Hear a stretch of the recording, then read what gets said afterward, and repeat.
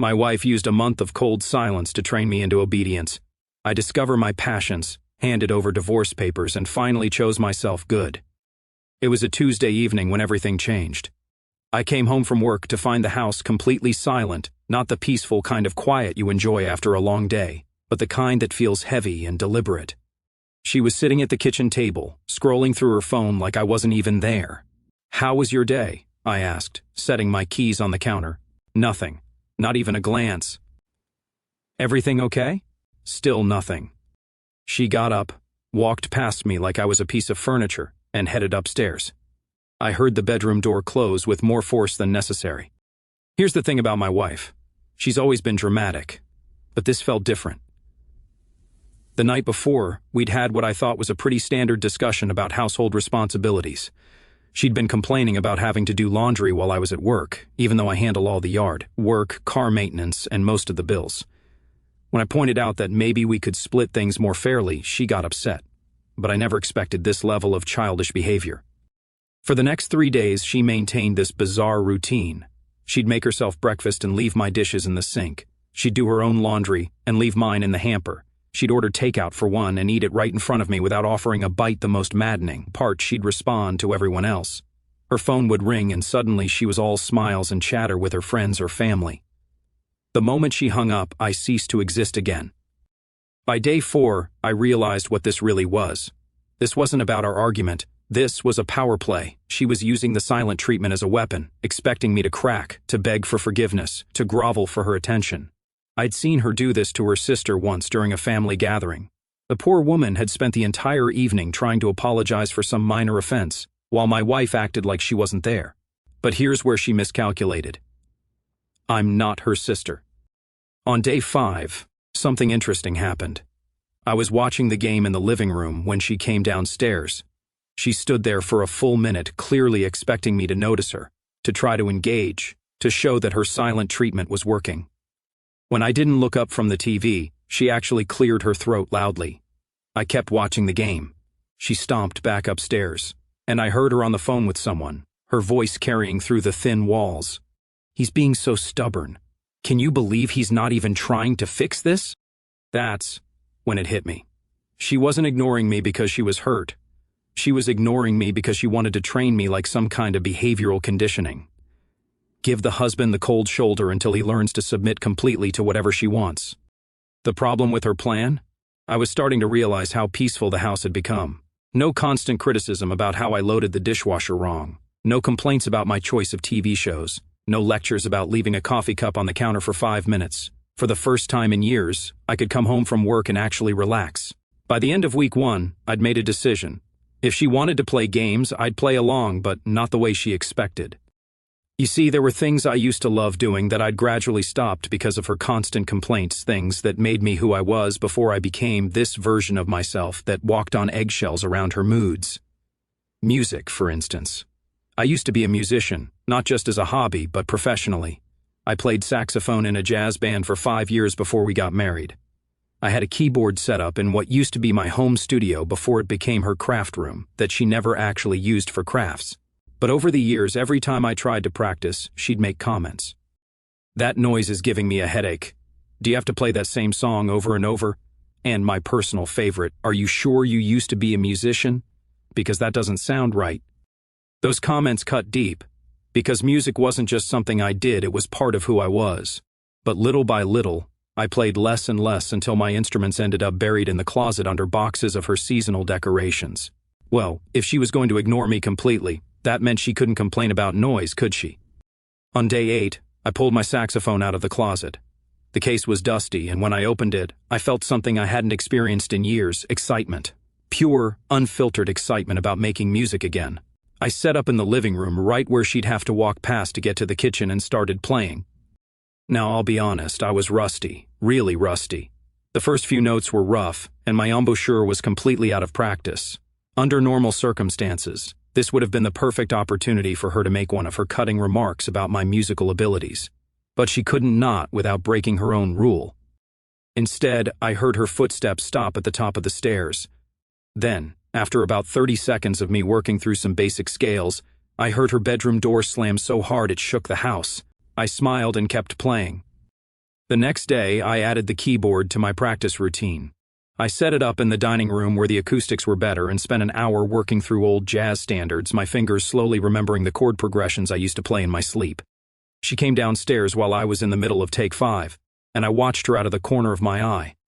She stood there for a moment, clearly wanting to say something, her face getting redder by the second. When I hit a slightly off note in the bridge, I saw her mouth start to open, probably ready to deliver one of her usual criticisms. But then she remembered her game and snapped it shut. Instead, she grabbed her purse and stormed out of the house, slamming the front door behind her. I finished the song and realized I felt more like myself than I had in years. By day 10, I had established a routine that would have been impossible just 2 weeks earlier. Morning coffee while practicing scales on the keyboard, evening sessions with my saxophone. The house was filled with music for the first time in years, and she was losing her mind. The silent treatment was supposed to make me desperate for her attention. Instead, I was rediscovering parts of myself I'd forgotten existed. Every morning I'd set up my keyboard in the living room and work through jazz progressions. The muscle memory was coming back faster than I expected. My fingers found their way to familiar chord changes, and suddenly I was playing arrangements I hadn't touched in a decade. She'd come downstairs for her morning coffee, see me at the keyboard, and her jaw would clench. But she couldn't say a word, not without admitting her little psychological warfare wasn't working. The breakthrough came on day 12. I was working on a particularly challenging saxophone piece, something with complex runs that required precision. I'd been practicing the same 16 bars for about 20 minutes, slowly building up the tempo. Each time I'd mess up a particular passage, I'd stop, reset, and try again. She was in the kitchen, and I could feel the tension radiating from her direction. Every time I hit a wrong note or had to restart, she'd slam something down a little harder than necessary. A coffee mug, a plate, the refrigerator door. Then it happened. I was working through a tricky chromatic run when I completely fumbled it. The notes came out as a squeaky, discordant mess that would have made any jazz musician cringe. She couldn't help herself. Jesus Christ, are you sure you used to be a musician? Because that sounds like a dying animal. The words hung in the air for exactly 3 seconds before she realized what she'd done. Her eyes went wide, and she actually covered her mouth with her hand like she could somehow take it back. I stopped playing and looked at her calmly. "Oh, so you can hear me? Interesting." She turned bright red, spun around, and marched upstairs. I heard her bedroom door slam, followed immediately by the sound of her talking rapidly on the phone. I couldn't make out the exact words, but the tone was clear. She was furious with herself for breaking. But here's the thing that really got to me. Even after weeks of not speaking, her first words were still designed to cut me down, still meant to make me feel small about something I loved. That told me everything I needed to know about where this marriage was really headed. I picked up my saxophone and played that passage again perfectly this time. The next few days were fascinating to watch. She was clearly struggling with her own rules. The silent treatment was her weapon of choice, but I wasn't reacting the way she wanted. Instead of becoming desperate for her attention, I was thriving in her absence. I started expanding beyond just music. Remember that woodworking bench I'd set up in the garage 3 years ago? She'd complained it was too messy, too noisy, too much of a waste of time and money. Well, with no complaints coming my way, I fired up the table saw for the first time in months. The sound echoed through the house, and I heard her bedroom door slam again. But I kept working, building a small bookshelf I'd been planning for years. The satisfaction of creating something with my hands combined with the freedom to do it without constant criticism was intoxicating. I also reclaimed the TV. For years I'd come home to find her watching reality shows or romantic comedies. If I wanted to catch a game or watch something I actually enjoyed, I'd have to negotiate or wait until she was done. But now I walked in, grabbed the remote, and put on whatever I wanted. She'd storm into the room, see me watching a basketball game, and storm right back out. The really telling moment came on day 16. I was in the middle of an evening practice session, working through some Miles Davis arrangements on my saxophone. The music was flowing and I was completely in the zone. She came downstairs, clearly intending to walk through the living room to the kitchen, but stopped when she saw me playing. For just a moment, I caught something different in her expression. It wasn't anger or frustration. It was almost like she was seeing me for the first time in years. The man she married had been a musician. The man she'd been living with had been a subdued version who'd given up his passions to keep the peace. But then the moment passed, and her face hardened again. She turned and went back upstairs. I heard her on the phone again. This time I could make out some of the conversation. He's doing this just to spite me. I know it. Playing that stupid instrument every single day. He knows how much I hate it. There it was. She didn't hate the music because it was actually bothersome. She hated it because it represented something she couldn't control, something that was mine, that brought me joy, that didn't center around her. That night, after she'd gone to bed, I sat in the living room with my saxophone across my lap and realized something profound. I'd spent so many years trying to be the husband she wanted that I'd forgotten who I actually was. The silent treatment wasn't punishment. It was liberation. For the first time in our marriage, I was living like myself in my own house, making the choices I wanted to make, doing the things that brought me fulfillment. And the best part? She couldn't say a word about it without admitting her little game wasn't working. I picked up my saxophone and played one more song before bed, a slow, soulful ballad that filled the house with music she'd spent years silencing. And for the first time in a long time, I fell asleep completely content. By day 18, I wasn't just practicing music anymore. I was systematically reclaiming every aspect of my life that I'd surrendered over the years. And she was watching it happen in complete silence, trapped by her own game. The living room was first. For years, she'd arranged the furniture to face her preferred TV setup, angled toward the wall where she could watch her shows while doing crafts she never actually finished. The couch was positioned so awkwardly that watching sports meant craning your neck at an uncomfortable angle. Well, not anymore. I spent a Saturday morning rearranging everything. Couch directly facing the TV. Coffee table at the perfect height for putting my feet up. My saxophone stand positioned right beside my favorite chair. When she came downstairs and saw the new layout, she stood there for a full minute, her mouth opening and closing like a fish out of water. She wanted to complain, I could see it building up inside her, but she couldn't say a word without breaking her precious silent treatment. Instead, she grabbed her purse and left the house for 3 hours. When she came back, I was settled into my newly positioned chair, watching the game with my feet up on the coffee table, something she'd always told me was trashy and disrespectful to the furniture. She stood in the doorway, clearly expecting me to feel guilty about taking up space in my own home. I didn't even look up from the TV. The kitchen was next. She'd always insisted on keeping the counters completely clear of everything except her decorative canisters that served no actual purpose. My coffee maker had to live in the pantry because she thought it was too cluttered to leave out. My vitamins and supplements had to be hidden in a cabinet because they ruined the aesthetic. Not anymore. I set up a proper coffee station on the counter. Coffee maker, grinder, selection of beans, everything easily accessible for my morning routine. My supplements got their own designated spot. I even brought out the blender I'd wanted to use for protein shakes but had been banned because it was too bulky. Every morning I'd make my coffee right there in plain sight, and she'd have to walk around my setup to get to her precious aesthetic sink. The frustration was written all over her face, but what could she do? Tell me I couldn't use my own kitchen? The real breakthrough came when I started cooking the food I actually wanted to eat. For years, dinner had been whatever she was in the mood for, usually some Pinterest recipe that looked pretty but tasted bland. I'd suggest alternatives, but she'd always have some reason why my preferences were wrong. Too spicy, too unhealthy, too complicated, too simple. But now I'd come home and cook exactly what I wanted. Spicy Mexican food that filled the house with the smell of cumin and chili powder. Indian curries she'd always claimed were too exotic. Even simple comfort food like burgers and fries, things she'd banned because they were beneath us.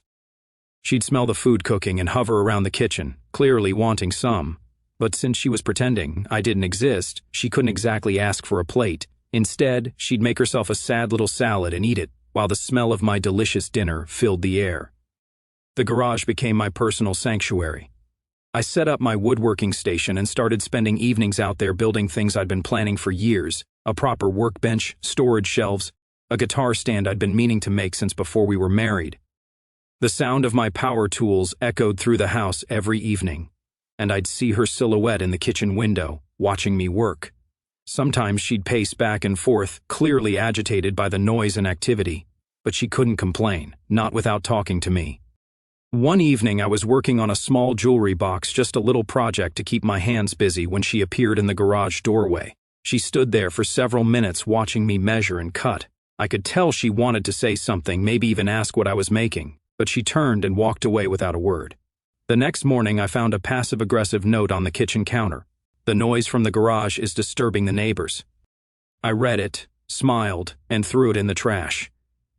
Then I went to the garage and spent an extra hour working on my projects, making sure to use the loudest tools I had. By day 22, the house felt completely different. It felt like mine again. The music, the comfortable furniture arrangement, the freedom to eat what I wanted, the ability to pursue my hobbies without constant criticism. All of it combined to create something I hadn't experienced in years: peace. Real, genuine peace in my own home. I'd wake up each morning without the knot of anxiety in my stomach, wondering what mood she'd be in or what I'd inevitably do wrong. Instead, I'd wake up looking forward to my coffee, my music practice, and whatever project I felt like tackling that day. The silent treatment that was supposed to punish me had become the greatest gift she'd ever given me. I was living like a bachelor in my own house, but without the loneliness, because I finally had something I'd been missing for years: myself. And the best part? Every day that passed, every small freedom I reclaimed, every moment of genuine contentment I experienced, was making it clearer what my next move needed to be. She thought she was training me to submit. Instead, she was showing me exactly what my life could look like without her constant interference. The contrast was becoming impossible to ignore. Day 25 changed everything. I was in my garage putting the finishing touches on a cedar jewelry box I'd been working on when I heard her on the phone again. But this time the conversation was different. It's been almost a month, and he's acting like he doesn't even care. He's actually happier. Can you believe that? I'm giving him the silent treatment, and he's walking around the house like he won the lottery. She paused, listening. No, you don't understand. He's playing music all day, rearranging furniture, cooking whatever he wants. It's like he's pretending I don't even live here anymore. Another pause. Then her voice got sharper. Of course it's bothering me. This was supposed to make him realize how much he needs me. Instead, he's acting like he's better off without me. That was the moment I realized she'd accidentally revealed the truth. This wasn't about our argument. This wasn't about household, chores, or respect, or any of the surface-level issues we'd been dancing around for years. This was about control, pure and simple. She'd been using emotional manipulation to keep me in line, and when I'd finally pushed back on something minor, she'd escalated to the nuclear option. The silent treatment was her way of saying, "See what happens when you don't do exactly what I want?" But instead of breaking me down, it had built me up. Instead of making me desperate for her approval, it had reminded me what it felt like to live without constantly seeking it. I set down my sandpaper and walked into the house. She was still on the phone in the kitchen, pacing back and forth with nervous energy.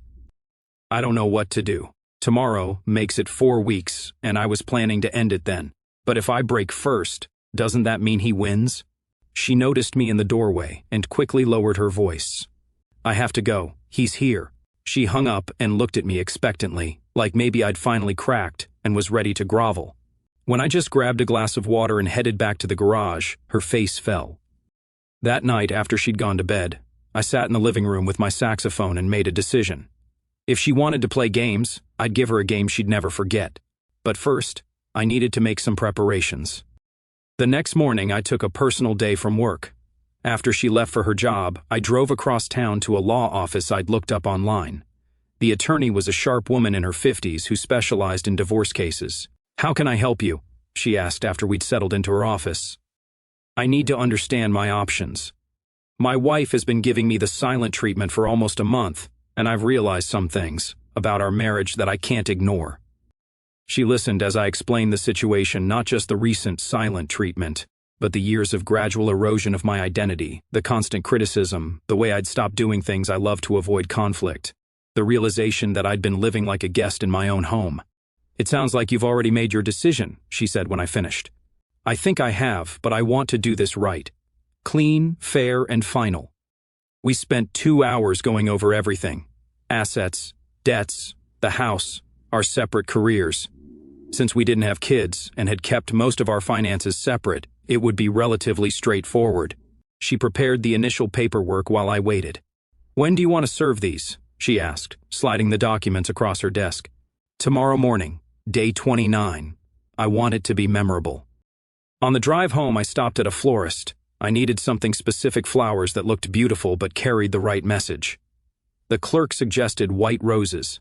"They represent new beginnings," she explained. "Perfect." That evening, I practiced my saxophone longer than usual. I played some of my favorite pieces, letting the music fill the house one last time. She was upstairs, probably planning her grand return to speaking tomorrow, thinking she'd finally won her psychological war. If only she knew what was coming. I spent the evening writing 2 notes. The first one took several drafts to get right. It needed to be clever enough to catch her off guard, but not so obvious that she'd immediately understand what was happening. The second note was easier, more direct, more final. As I sealed the divorce papers in an envelope, I felt something I hadn't experienced in years: complete certainty. Not anxiety, not doubt, not the usual second-guessing that had paralyzed me for so long, just calm, clear certainty that I was making the right choice. The silent treatment was supposed to teach me a lesson about what happens when I don't submit to her will. Instead, it had taught me something far more valuable: what my life could look like when I stopped trying to manage her emotions and started honoring my own needs. Tomorrow, she'd discover that her month-long experiment in psychological warfare had backfired spectacularly. Instead of training a more obedient husband, she'd created a man who was ready to walk away entirely. I went to bed early, setting my alarm for dawn. Day 29 was going to be unforgettable. Day 29 arrived like any other morning, except I woke up with the kind of clarity that comes from knowing exactly what needs to be done. I started my day the same way I had for the past 3 weeks, with music. I set up my saxophone in the living room and played a slow, deliberate jazz standard. The notes filled the house, and I heard her stirring upstairs. She was probably lying in bed planning her grand return to speaking, imagining how grateful I'd be when she finally ended her punishment. She had no idea what was waiting for her. After my practice session, I arranged the white roses in a simple vase and placed them on the kitchen table, with the first note folded neatly beside them. The handwriting was neat and deliberate. The message was perfectly crafted to catch her completely off guard. I went back to my morning routine: coffee, newspaper, saxophone practice, round 2, acting like it was just another peaceful day in my newly reclaimed house. She came downstairs around 8:30, dressed for work but moving slowly. I could see her preparing mentally for whatever dramatic revelation she had planned, maybe acting like the silent treatment had been some kind of test I'd passed, or pretending the whole thing had been a misunderstanding. She walked into the kitchen and froze when she saw the flowers. I watched from the living room as she approached the table cautiously.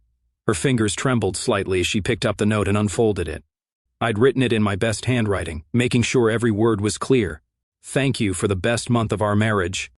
Her face went through about 5 different emotions in the span of 10 seconds. Confusion first. Then a smile started to form as she misunderstood the message. Then confusion again as she reread it.